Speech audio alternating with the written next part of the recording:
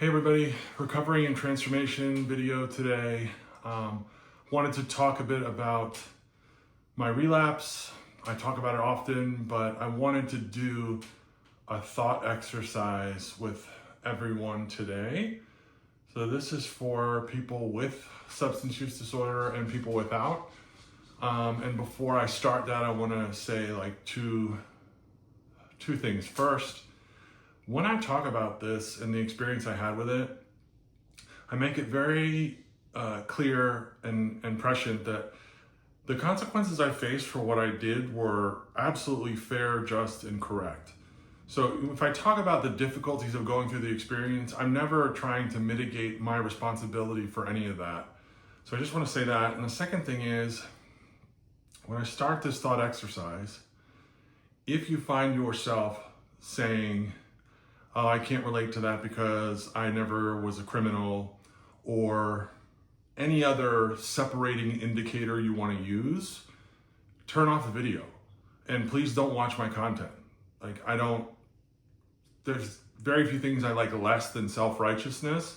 So if you want to be that kind of person, please go be it, but just don't be it in my sphere or around me. Thanks.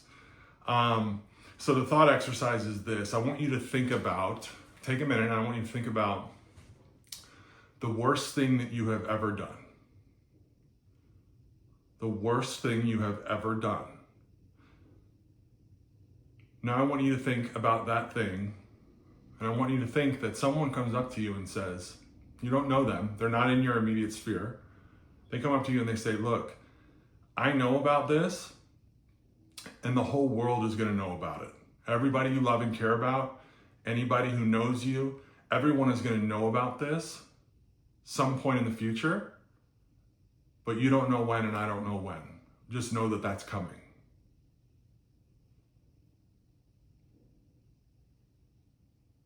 It's heavy, right? It's a lot to walk with. And so that was what I walked with for 2 years. From the time I got arrested until I was publicly charged.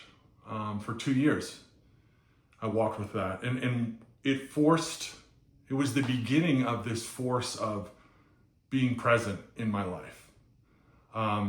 Because it was, when you know something like that is coming down the pike at some point, you can either spend every minute of your life looking around the corner, looking for that boulder that's rolling, or you can figure out a way to maintain presence in your life and be a part of whatever day you're in, knowing that what tomorrow brings, you don't know. There's only a certain amount you can control. That is not one of the things you can control.